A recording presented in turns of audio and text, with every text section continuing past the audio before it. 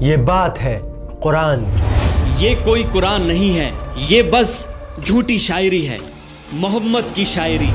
یہ بات ہے اس آگ کی جو لگائے گی ایک بیوی اپنے شوہر کے لیے۔ محمد کے درد سے مجھے سکون ملتا ہے۔ غلاموں، یہ کانٹے اس کے گھر کے سامنے بچھا دو۔ یہ کہانی ہے اس انسان کی جس نے رسول اللہ کو بھرے بازار میں رسوا کیا۔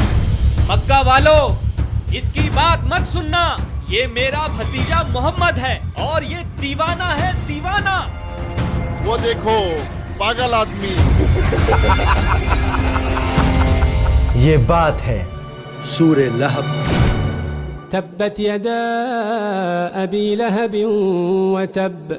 اکثر مسلم فیملیز میں بچوں کو قرآن کا رٹا لگوا دیا جاتا ہے، مطلب پتہ ہونا ہو، چاروں قول سورہ لہب یاد ہونی چاہیے۔ تبت یدا ابی لہب وتب۔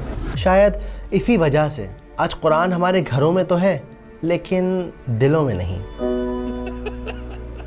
کیا ہے سورہ لہب؟ سنا ابو منال، اللہ نے ابو لہب کا نام لے کر سورہ نازل کی ہے۔ خدا کی پناہ ہے بھائی۔ کون تھی ام جمیل جس کا ذکر اللہ نے اس صورت میں کیا ہے؟ ابیہ باجی، سنا آپ نے؟ کون سی بات؟ ام جمیل کا ہار اس کے گلے کی رسی بنے گا آخرت میں۔ اور ایسا کیا کر دیا ان دونوں میاں بیوی نے کہ اللہ نے قرآن میں ابو لہب کا نام لے کر انہیں کرٹیسائز کیا ہے؟ اس کا اللہ ہمیں آگ کا عذاب دے گا۔ کہتا ہے میں لکڑیاں اٹھاؤں گی اپنے سر پر۔ اور سب سے زیادہ امپورٹنٹ، کیسے یہ صورت لیونگ پروف ہے قرآن کے میراکلس ہونے کا، جانیں گے اس ویڈیو میں۔ وامرأته حمالة الحطب في جيدها حبل من مسد۔ سورہ لہب مکہ میں اس وقت نازل ہوئی جب ابو لہب نے ظلم کی ساری حدیں پار کر دی۔ وہ اللہ کے نبی کو پریشان کرتا، ان کو گالیاں دیتا، انہیں بھرے بازار رسوا کرتا۔ میرے بھتیجے نے باپ دادا کا مذہب چھوڑ دیا ہے، کہتا ہے اس ایک خدا کو مانو۔ اس سے گھٹیا بات میں نے آج تک نہیں سنی۔ تعجب ہے۔ مگر اس سب کی شروعات اس صبح ہوئی جب سورج کی کرنیں مکہ کی زمین کو چوم رہی تھیں۔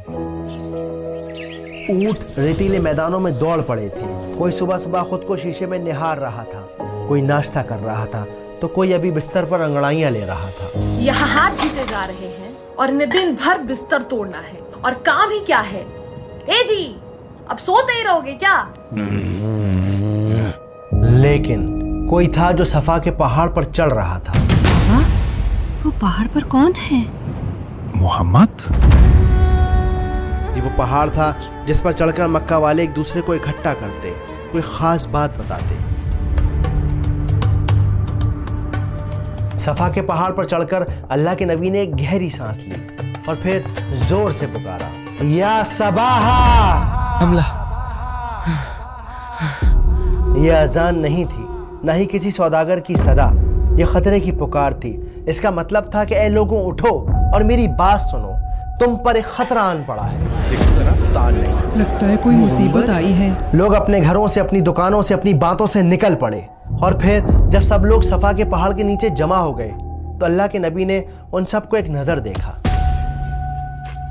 اور پھر ان سے ایک سوال پوچھا کہ اے لوگوں، اگر میں تم سے کہوں کہ اس پہاڑ کے پیچھے دشمن کی فوج تم پر حملہ کرنے آ رہی ہے، کیا تم میرا یقین کرو گے؟ لوگ چلا اٹھے، ہاں بالکل کریں گے، کیونکہ آپ سچے ہیں، آپ امین ہیں، آپ صدیق ہیں، آپ محمد ہیں۔ ان سب لوگوں کے جواب سن کر اللہ کے نبی ایک لمحے کے لیے رکے اور پھر انہوں نے ان سب سے کہا کہ اے لوگوں، میں تمہیں خبردار کرتا ہوں اس آنے والے عذاب سے جو بڑا سخت ہے، اور عبادت کرو اسے ایک رب کی جو ساری کائنات کا مالک ہے۔ یہ بات سن کر اچانک وہاں کی ہوا بدل گئی، ان کے چہروں پر چیختا سناٹا چھا گیا، وہ سب ایک دوسرے کو حیرانی سے دیکھنے لگے۔ یہ کیا کہہ رہے ہیں؟ تعجب ہے۔ یہ بات تو کیا اپنے باپ دادا کا دین چھوڑ دیں؟ اپنے خداؤں کو ناراض کر دیں۔ اور پھر ایک آدمی کھڑا ہوا، غصے اور نفرت سے بھرا ہوا، وہ چلایا، بھتیجے، تبن لکا علی حازا جمعتنا۔ عربی کی اس عبارت کا مطلب تھا کہ کیا ناش ہو تیرا، ٹوٹ جائیں تیرے ہاتھ، क्या तूने हमें इसीलिए यहाँ जमा किया है?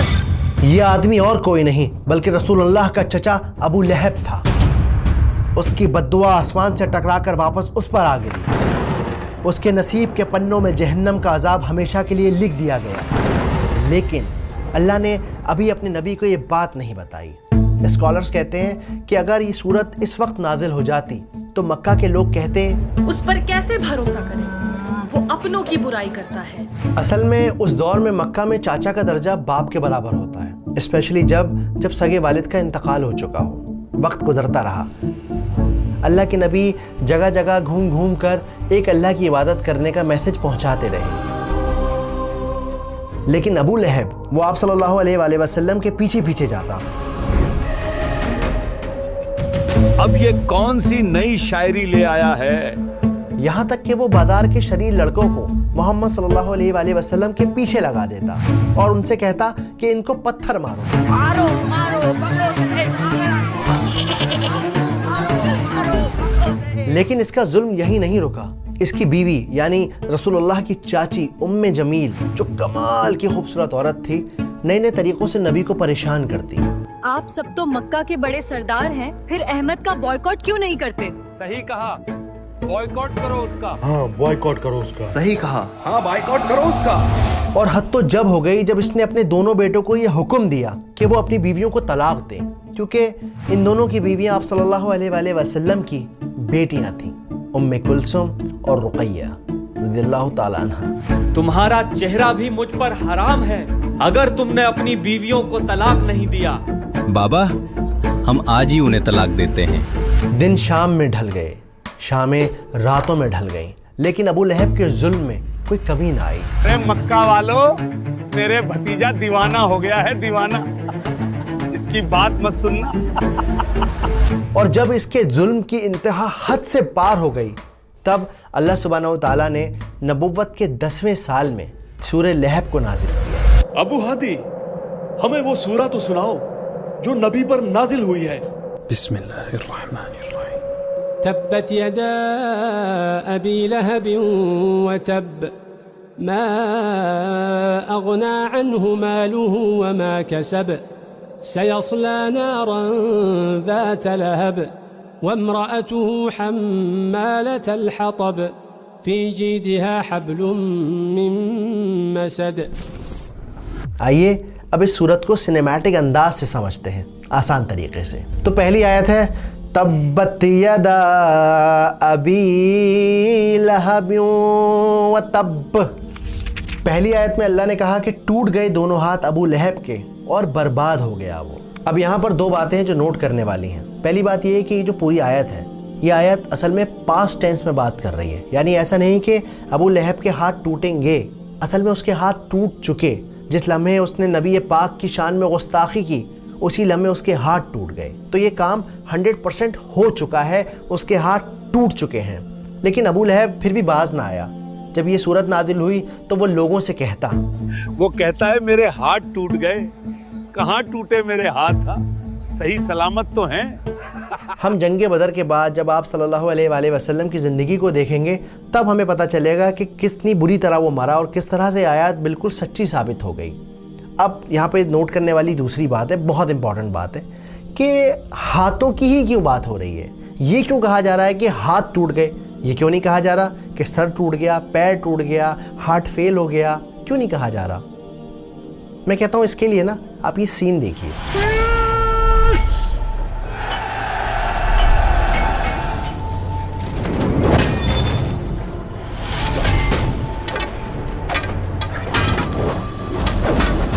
चलिए इस सीन को एक बार फिर से देखते हैं।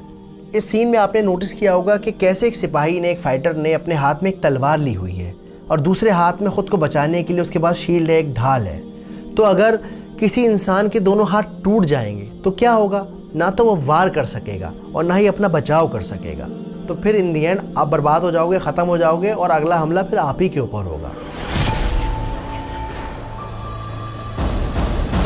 बिल्कुल इसी तरह हम अबू लहब की ज़िंदगी में देखते हैं, उसका माल, उसके बेटे, उसके कनेक्शन, उसके ताल्लुकात, उसकी पावर, सब के सब बर्बाद हो गए। कोई भी उसके काम नहीं आया। और हम आगे जाके देखते हैं कि जब वो मरा तो इतनी बुरी मौत मरा कि कोई उसे छूने वाला नहीं था, कोई दफनाने वाला नहीं था। कई दिनों तक उसकी लाश सड़क पर सड़ती रही, लोग परेशान होते रहे, यहाँ तक कि उसके अपने लड़कों ने भी उसे छूने से, घर में रखने से मना कर दिया। अरे अबू लहब के बेटो, अपने बाप की लाश तो ठिकाने लगाओ, बदबू से लोग उल्टी कर रहे हैं। अब आते हैं आयत नंबर 2 पर। मा अगना अन्हु मालुहु व मा कसब, ना ही उसका कोई माल उसके काम आया, ना ही उसकी कोई औलाद उसके काम आई। असल में ये आयत जवाब है उस बात का जो अबू लहब अक्सर लोगों से कहा करता था, अगर वो सच्चा है दे दूंगा मालो दौलत अल्लाह को और बचा लूंगा खुद को जहन्नम से।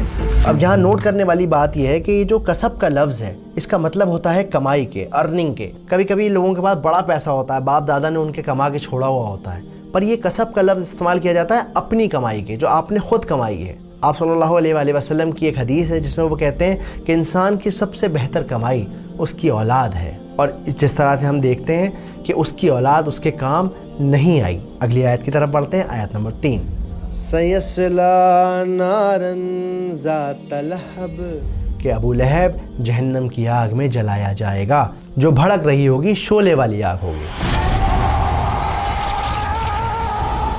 अब हम बढ़ते हैं चौथी आयत की तरफ, जो है वमराअतुहु हम्मालतल हतब, और इस आयत का मतलब है कि उसकी बीवी अपने सर पर ईंधन उठाई होगी।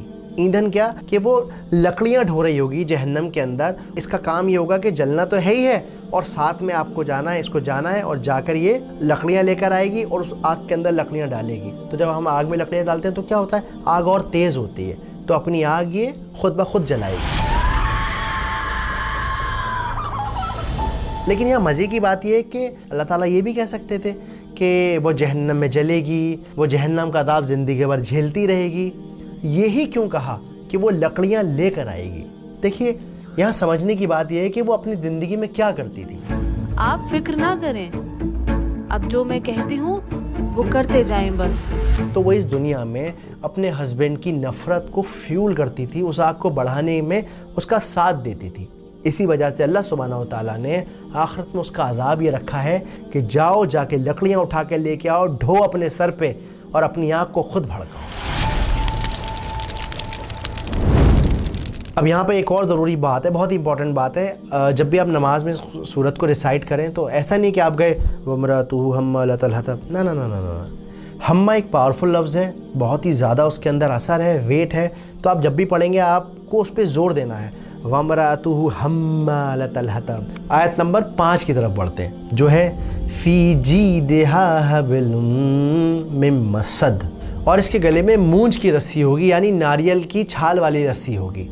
यहाँ पर जीदिहा का जो लफ्ज़ है, इस लफ्ज़ का इस्तेमाल होता है खूबसूरत गर्दन के लिए, ऐसी गर्दन जो जेवर से लदी हुई हो। कमाल की बात यह है, मज़े की बात यह है कि रस्सी का जिक्र क्यों है और गर्दन का जिक्र क्यों है? तो इसके पीछे की बात यह है कि उम्मे जमील एक खूबसूरत सा अपने गले में हार पहना करती थी। वो मक्का वालों से कहती थी, अपने नौकरों से कहती थी, आम लोगों से कहती थी, मेरे गले का ये हार मैं उसको दूंगी जो मोहम्मद के खिलाफ खड़ा होगा, मेरा साथ देगा।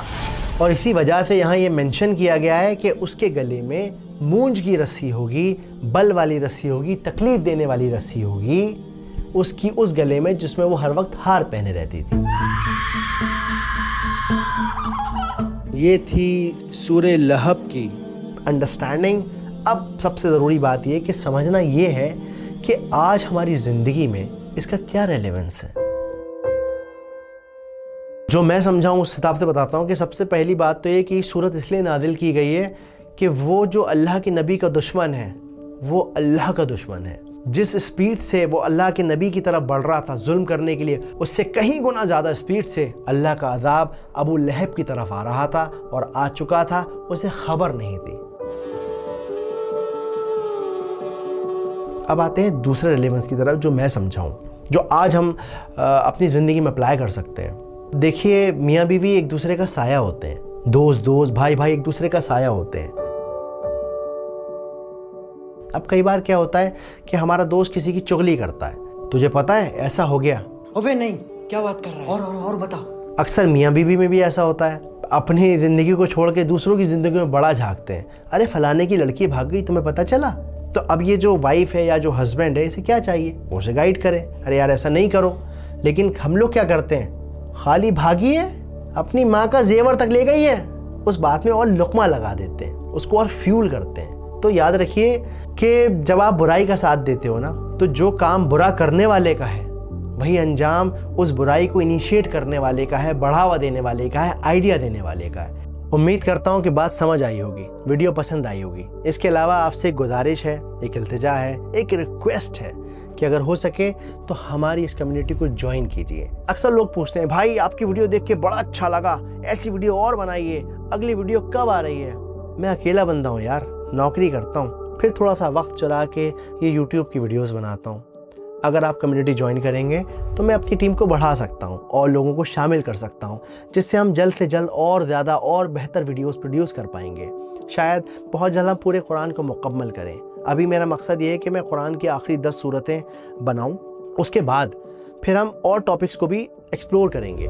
کئی لوگوں کے لیے مشکل ہوتی ہے تو اس QR کوڈ کو آپ اسکین کر کے کمیونٹی کو جوائن کر سکتے ہیں. اس کی قیمت شاید آپ کے ایک وقت کی بریانی سے بھی کم ہے، شاید آپ کے ایک برگر سے بھی کم ہے، شاید آپ کی ایک آئس کریم سے بھی کم ہے.